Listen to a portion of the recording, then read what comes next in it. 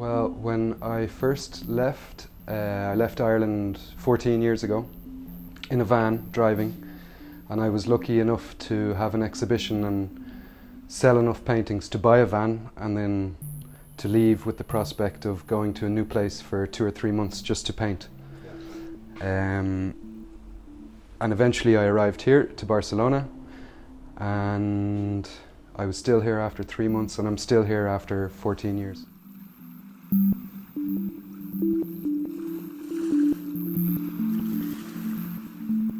When I arrived, it was a former orange juice factory. So it was very bare, concrete floors, a lot of dirt, and at that point I had spent most of my money, so everything I've done to improve the place has been recycled or at a sort of minimum cost.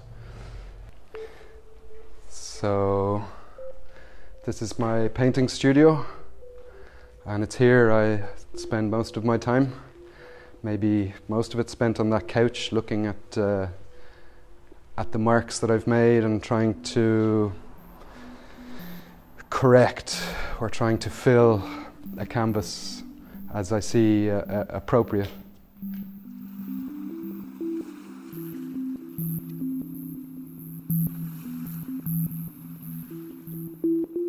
And I think artists have a sort of a social obligation to help affect change within our society. Not to be necessarily the catalysts, but maybe to give the catalysts the spark necessary to make change, or to give people the rest. By looking and absorbing art, you can give people the rest, the assurance, the time that is needed to find the best part of themselves and to put that into their work. So I think artists should be constantly helping people rise and become the best that they can become.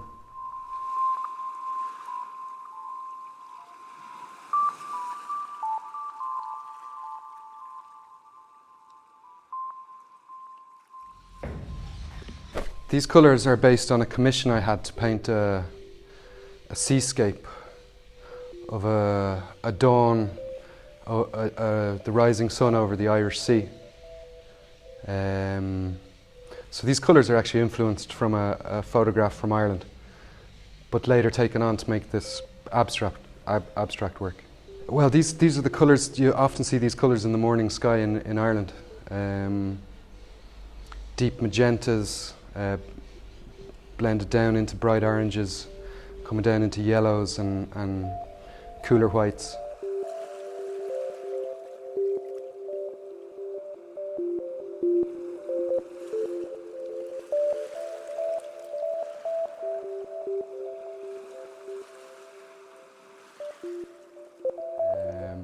So here I would say that the colours in my paintings are more vibrant, but then when I return to Ireland to paint, those vibrant colours come with me.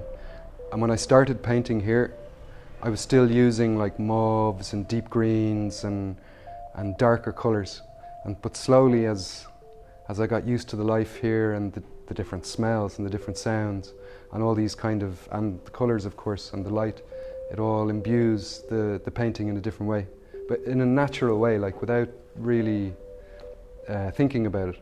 And I think that's the way I approach painting as well. It's not necessarily like an intellectual act, really. In the consideration of it, then it becomes an intellectual act when you start to try and put words to it, but initially it's a very instinctual thing.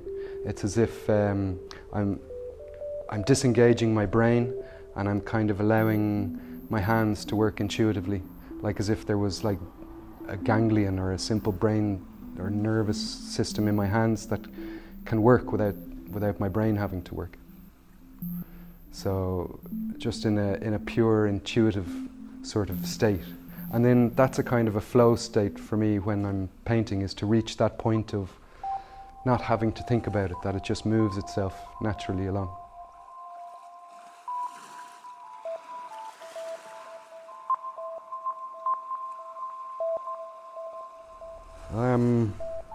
I'm looking for a holistic way of being in myself and in my surroundings.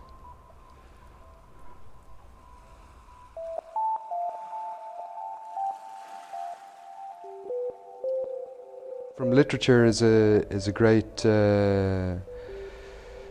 We garner a lot of visual information, I think, from reading.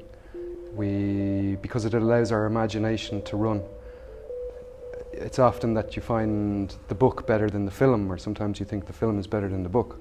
But like always in the book, you're relying on your own imagination. So the pictures that develop in my mind from reading Moby Dick, like they're so grand, I can still go back to them. I can remember certain passages of the book, and it's my mind creating history. It's my mind creating that boat, and it's my mind creating the smell of a whale being dissected, or and that's what we get from literature is living another life in our own minds.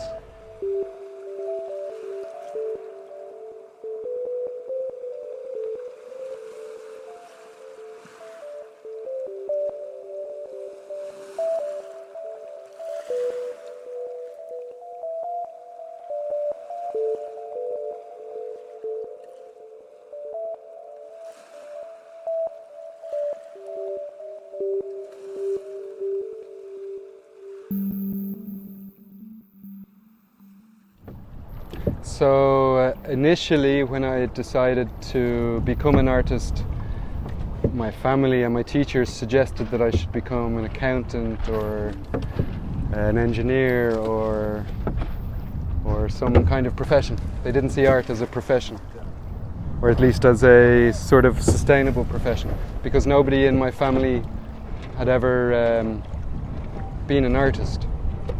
So I made this decision without knowing how it was to make a living from art. But then in the journey of making art and meeting other artists, then I discovered the ways to make a living from it. The currach is especially symbolic of the west coast of Ireland, and especially Connemara, a place where I lived in the west coast of Ireland. And they sort of represent the resourcefulness and the intelligence of our ancestors.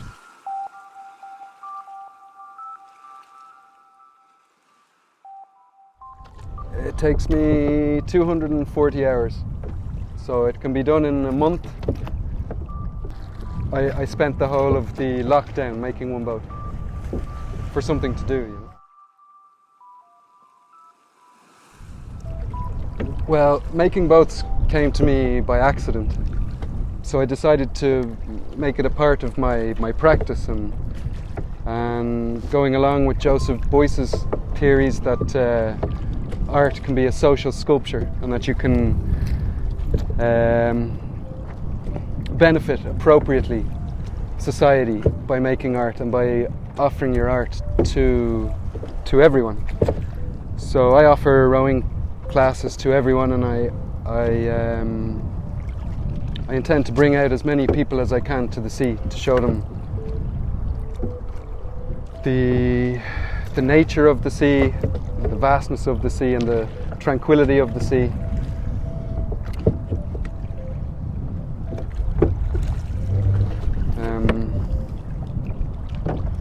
There's something magical and mystical being on the sea. Like we're returning to our womb, and we're returning to the origin of life, because without water there's no life. So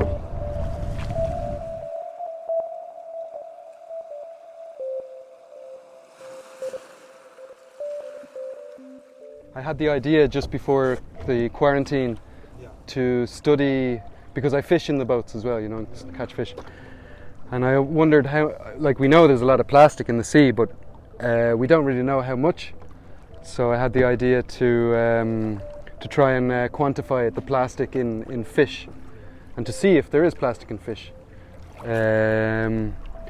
So I found a videographer, and the videographer knew a scientist, and it just all fell into place. So I found funding to pay for the videographer and the scientist's work, And we've done a study now. We've studied about 10 fish, their insides, and every fish presents plastic. So you mightn't be surprised to hear, but it's an awful truth. So I think it's part of my mission there to quantify how much plastic there is, so that we know what kind of problem we have to address, and then start to invent some way to start drawing plastic out of the sea.